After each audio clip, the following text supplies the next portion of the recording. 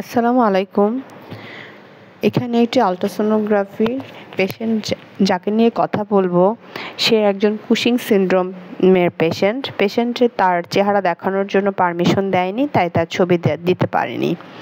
পেশেন্টের এইজ হলো 20 বছর, তার ওয়েট হলো 120 কেজি। পেশেন্ট এসেছে তার অনিয়মিত মাসিক হচ্ছে, এই জন্য সে আলট্রা করতে চাচ্ছিল।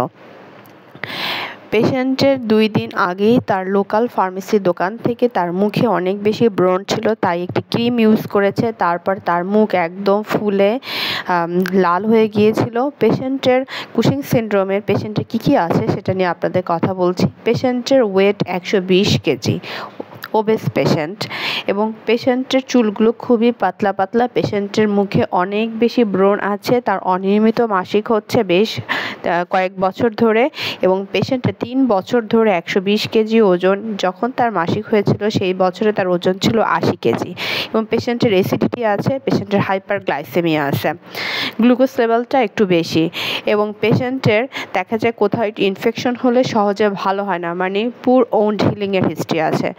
তো আমরা এখানে সচেতনতা বাড়ানোর জন্যই এই ভিডিওগুলো করা, যে কোনো পেশেন্ট যদি এত ইয়াং এজেও দেখা যায় যে ওজন যদি 80 কেজি থাকে প্রায় 6-7 বছর আগে, কিন্তু এখন হঠাৎ করে 2-3 বছরই তার পেশেন্টের ওয়েট আরও বাড়তেছে, অনিয়মিত মাসিক হচ্ছে, মুখে ব্রণ অনেক বেশি হচ্ছে, তার চুলগুলো পাতলা হচ্ছে, দেখা যায় অ্যাসিডিটি বাড়তেছে, তারপরে তার গ্লুকোজ লেভেলটা মানে ডায়াবেটিস থেকে যাচ্ছে, প্রেশার বাড়তেছে, পেশেন্টের হাত পাগুলো একটু ওয়েস্টিং হয়ে যাচ্ছে, মানে প্রক্সিমাল থাই মাসেলগুলো একটু হলো গিয়ে ওয়েস্ট হয়ে যাচ্ছে, একটু শুকনো হয়ে যাচ্ছে, উইক হয়ে যাচ্ছে, এবং পেশেন্টের কোনো ইনফেকশন হলে দেখা যাচ্ছে ইনফেকশনটা সহজে ভালো হচ্ছে না, এবং হাড়ে ক্ষয় হচ্ছে, এবং প্রেশার দেখা যাচ্ছে এই পেশেন্টের প্রেশারটা অনেক বেশি।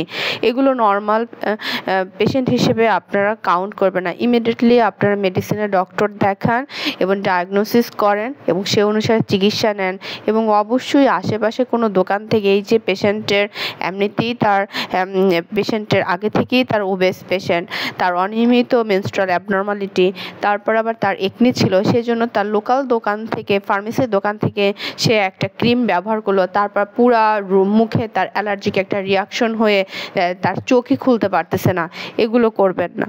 আপাতত আপনার যদি আশেপাশে যে ডক্টর থাকেন, MBBS ডক্টর থাকেন, তাদেরকে দেখান, দেখিয়ে তারপরে সে যে ওষুধ প্রেসক্রাইব করে, সে যেটা আপনাকে অ্যাডভাইস করে সেগুলো একটু মেনটেন করে চলুন।